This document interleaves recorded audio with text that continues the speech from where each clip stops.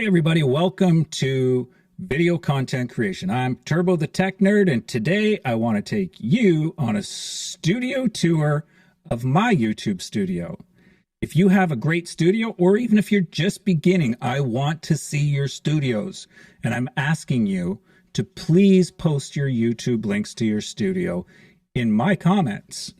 Kind of unusual considering everybody doesn't want people going around to other people's YouTube channels. But for this series of videos, I want you to do exactly that. And if you need help with your YouTube studio or an idea, please feel free, put it in the comments below.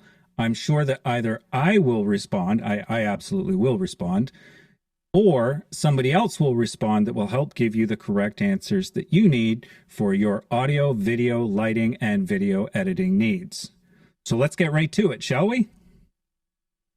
Now, it's important to remember this is my studio, and my situation is probably a lot different than yours. I've been making a living with video equipment, doing real estate video tours, doing photography. I've photographed people such as Dennis Rodman, Tom Arnold, Aaron Brockovich, Joe Theismann, just to name a few off the top of my head. I can't really remember everybody. Janine Stang was one of my favorites. She's a super nice lady. But this is my studio tour, and I already had a lot of this equipment before I started my YouTube studio.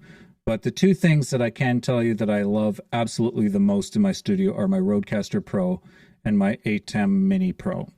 Those are my two absolute favorites because I can do multiple cameras and multiple microphones. And as you'll see when you go on the tour, you'll understand why that's important to me.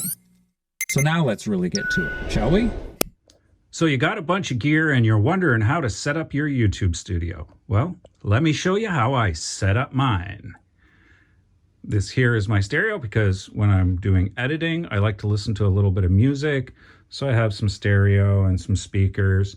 This is my background that I use.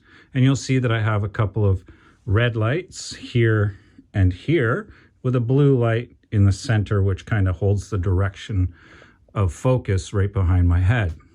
Over there in the corner, you'll see I have my Rode blimp, and that's with a dead cat on it. And that I use for when I'm booming outside. Here I have a monitor that shows what's going on my cameras, so that if somebody else is in the room, they can monitor the cameras. And I just have a bunch of random audio gear. So what I did with this little light here is it doesn't show up the light on camera, but what it does do is it highlights one of my awards there in the background, which is kind of fun. It is mildly adjusted for sound in here. I do have some sound deadeners, and I've turned all the lights on so that you can see what's actually happening here. So this is my guitar amplifier. I don't actually play publicly because I'm not that good. And this is my mixing board and my PA amplifier that I use for doing karaoke for fun. I use a Gator Frameworks boom arm with a Shure SM7B, the standard in broadcast microphones, along with this SE Dynamite DM1. And that seems to work very, very well with my Rodecaster Pro. Now I know this video is going to be all shaking. I'm hand bombing it.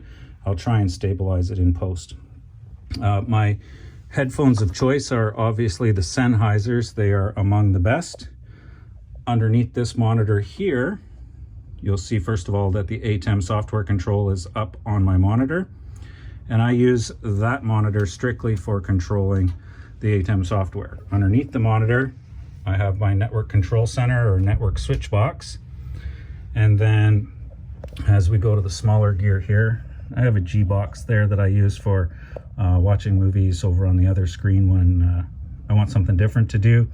On the bottom there, I have an HDMI audio extractor. I have a 3x1 switch box here, and that allows 3 in and 1 out. A couple of big 4 terabyte hard drives to hold all the video. I have a 1x4 splitter, so that's 1 HDMI in, 4 HDMIs out. And then I have a multiplex for my USB ports.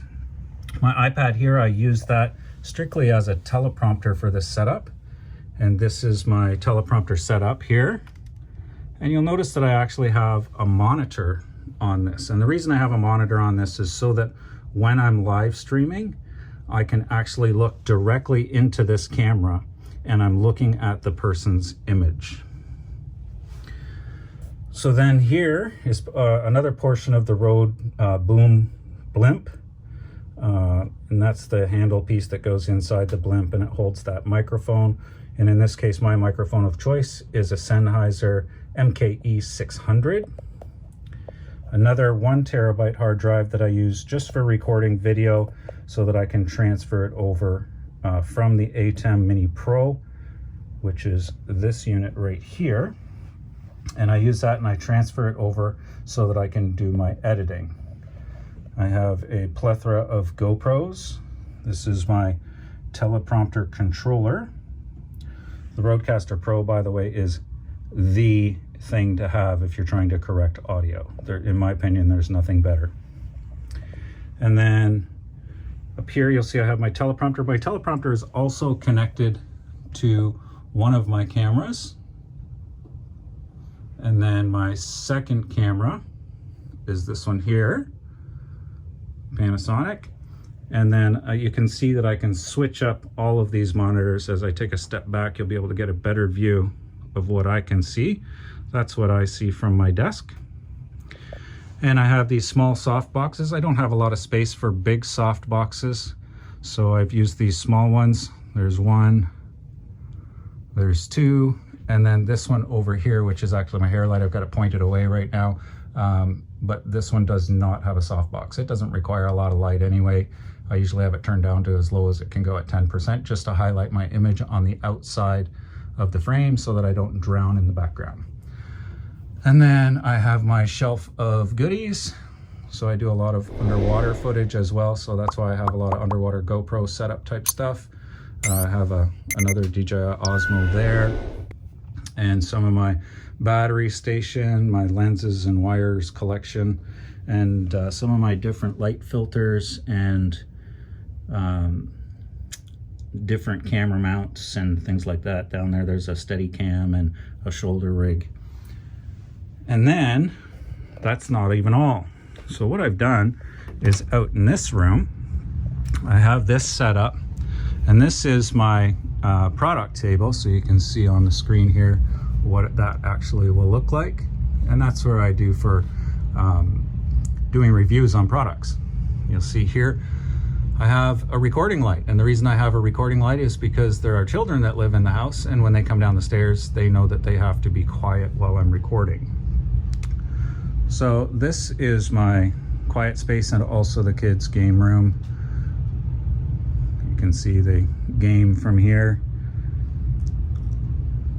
And then around here in this corner in the bar area, which we don't really use as a bar, these are the computers that I can control all of my equipment that's in the other room remotely. And this works very, very well when you use it connected through the network. So that's my studio setup. Why don't you share a link and show me yours?